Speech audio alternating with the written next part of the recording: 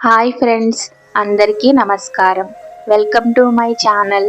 ఈరోజు మనం శ్రీకృష్ణుడికి సంబంధించిన కొన్ని విషయాల గురించి తెలుసుకుందాం. శ్రీకృష్ణుడు అవతార పురుషుడు. శ్రీకృష్ణుని జననం మామూలుగా జరగలేదు. ఎన్నో విచిత్రాలు అన్నిటినీ దాటుకుని శ్రీ మహావిష్ణువు శ్రీకృష్ణునిగా జన్మించాడు.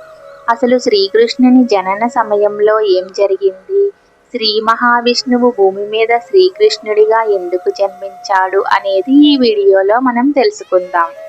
పూర్వకాలంలో భూమి చతుర్ముఖ బ్రహ్మగారి దగ్గరకు వెళ్ళి, మహానుభావ, భూమిపై అనేక మంది రాజులు ధర్మాన్ని తప్పి దుర్మార్గమైన పరిపాలన చేస్తున్నారు. అటువంటి వారి యొక్క మదం మనచడానికి, భూమి యొక్క భారం తగ్గించడానికి మళ్ళీ భూమిపై ధర్మ పరిపాలన జరిగేలా చూడమని బ్రహ్మదేవునికి భూమి వేడుకుంటుంది.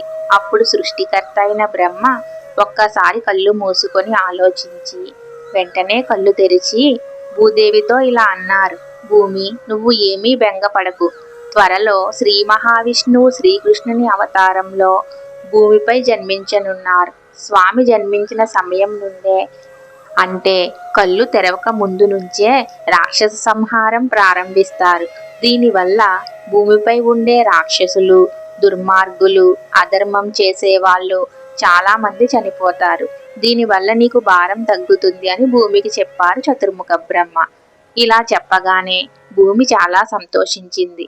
భూమి తిరిగి వెళ్ళిపోయి శ్రీకృష్ణుడు జన్మించే సమయం కోసం ఆతృతగా ఎదురు చూస్తుంది. ఇది ఇలా ఉండగా ఆ కాలంలో మధురా నగరం యాదవ రాజులకు రాజధానిగా ఉండేది. యాదవ రాజులలో సూరసేనుడు ప్రసిద్ధుడు. ఆయన కుమారుడే మహాత్ముడైన వసుదేవుడు. మధురను ఉగ్రసేనుడు పరిపాలిస్తూ ఉండేవాడు. ఆయన కుమారుడే కంసుడు. కంసుడి పినతండ్రి కుమార్తె దేవకి. ఆమె చాలా పుణ్యాత్మురాలు. వసుదేవుడు దేవకికి పెళ్లి జరుగుతుంది. దేవకిని తొలిసారిగా అత్తవారింటికి పంపించేటప్పుడు అన్న కంసుడు వెంట వెళ్ళాడు. చక్కగా అలంకరించిన రథంపై చెల్లెల్ని, బావగారిని కూర్చోబెట్టుకొని తానే స్వయంగా రథం నడుపుతాడు. చెల్లెల్ని అత్తవారింటికి తీసుకుని వెళ్తున్నాను కదా అని కంసుడు ఎంతో సంతోషిస్తాడు. కానీ అప్పుడొక చిత్రం జరుగుతుంది. పోయి కంస, మురిసిపోకు. ఈ దేవకి కడుపున పుట్టే 8వ బిడ్డ వల్ల నీకు ప్రాణగండం ఉన్నది సుమా. ఆ బిడ్డ చేతుల్లో నీకు చావు తప్పదు అనే మాటలు వినిపించాయి. కానీ ఎవరూ కనిపించలేదు. అవి ఆకాశవాణి పలికిన పలుకులని గ్రహించాడు. ఎక్కడ లేని భయం, కోపం అవన్నీ ఆవహించాయి కంసునికి. వెంటనే రథాన్ని ఆపేసి క్రిందకి దిగి చెల్లెలి దేవకిని జుట్టు పట్టుకుని రథం నుంచి కిందికి లాగి తన మొలలో ఉన్న కత్తిని తీసి, ఓసి, నీవు నా చెల్లెలివి కాదు, నా ప్రాణం తీయటానికి పుట్టిన రాక్షసి అంటూ దేవకిని చంపబోయాడు. అప్పుడు దేవకి భర్త వసుదేవుడు అడ్డుపడి, బాబా, ఈమె నీ చెల్లెలు, పైగా కొత్త పెళ్లి కూతురు. ఈమెను చంపడం న్యాయం కాదు.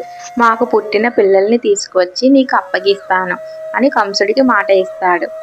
ఆ మాటలు విన్న కంసుడు కొంచెం ఆలోచించి సరే అయితే అని చెప్పి దేవకిని చంపకుండా విడిచిపెడతాడు. కొంతకాలానికి దేవకికి ఒక కొడుకు పుట్టాడు. ఆడిన మాట ప్రకారం వసుదేవుడు ఆ బిడ్డను తీసుకువెళ్ళి కంసుడికి అప్పగిస్తాడు. వసుదేవుడు ఇచ్చిన మాట ప్రకారం బిడ్డను తీసుకొచ్చి కంసునికి అప్పగించేసరికి వసుదేవుని మీద నమ్మకం ఏర్పడి కంసుడు మళ్ళీ బిడ్డను తిరిగి వసుదేవునికి ఇస్తాడు. ఇలా ఉండగా ఒకనాడు నారద మహర్షి కంసుని దగ్గరికి వచ్చి, వసుదేవుడు రేపల్లలో ఉండే యాదవులు దైవాంశ సంభూతులని, దేవకి గర్భాన శ్రీ మహావిష్ణువు జన్మించనున్నాడని, నిన్ను సంహరిస్తాడని చెప్తాడు.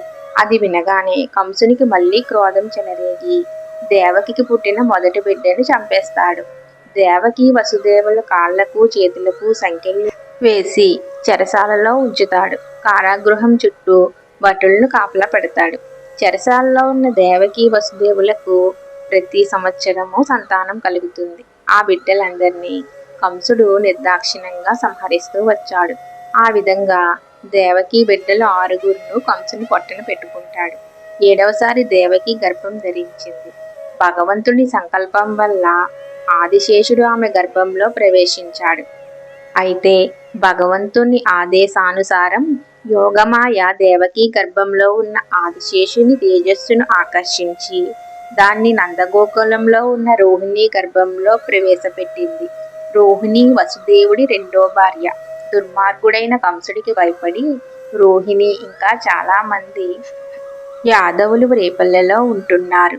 యోగమాయ చేసిన పని వల్ల ఇక్కడ మధురలో దేవకికి గర్భస్రావం అవుతుంది. అక్కడ రేపల్లెలో రోహిణికి నెలలు నిండి కుమారుడు పుడతాడు. అతడే ఆదిశేషుడి అవతారమైన బలరాముడు, శ్రీకృష్ణుడికి అన్నగారు. తరువాత కొంతకాలానికి దేవకి 8వసారి గర్భవతి అయ్యింది. ఆ సంగతి కంసుడు తెలుసుకొని ఇప్పుడు పుట్టబోయే బిడ్డ వలనే తనకు మృత్యువు కనుక చెరసాలలో మరింత కట్టుదిట్టమైన ఏర్పాట్లు చేశాడు. బిడ్డ పుట్టగానే తనకు తెలియజేయమని భటులకు ఆజ్ఞాపించాడు. దేవకి నెలలు నిండాయి.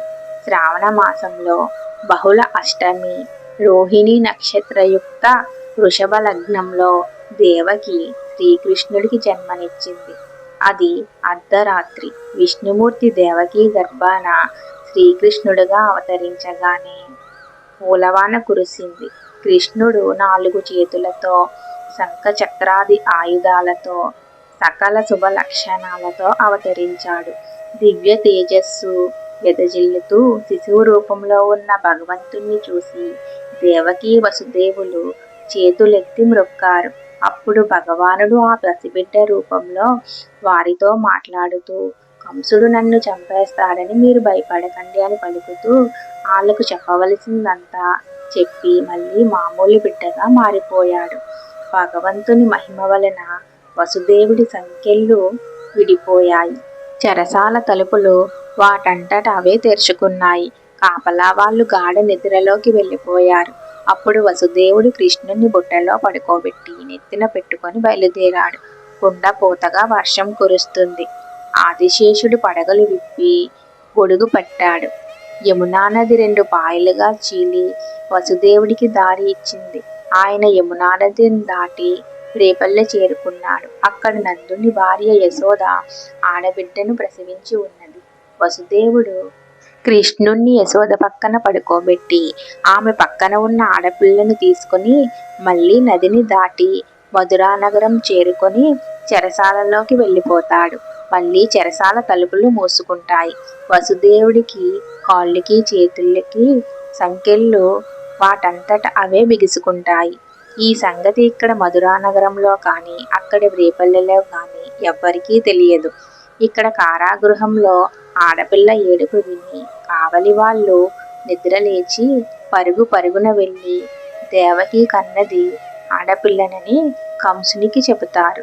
కంసుడు వెంటనే చెరసాలకు వస్తాడు. అప్పుడు దేవకి ఇలా అంటుంది, అన్నా, పుట్టింది ఆడపిల్ల, నీకు ఏ అపాయం ఉండదు అని దేవకి బ్రతిమలాడుతున్నా కంసుడు వినకుండా ఆ బిడ్డను చంపడానికి పూనుకుంటాడు. అయితే భగవంతుడి మాయ అయిన ఆ శిశువు కంసునికి అందకుండా ఆకాశంలోకి ఎగిరి, ఓరి కంస, నన్ను చంపడం నీ తరం కాదు, నిన్ను చంపేవాడు పుట్టి పెరుగుతున్నాడు అని పలికి అంతర్ధానం అయిపోతుంది. తరువాత ఏం జరిగిందో నెక్స్ట్ వీడియోలో తెలుసుకుందాం. ఈ వీడియో కనుక మీకు నచ్చినట్లయితే please like, share, subscribe. Thank you for watching.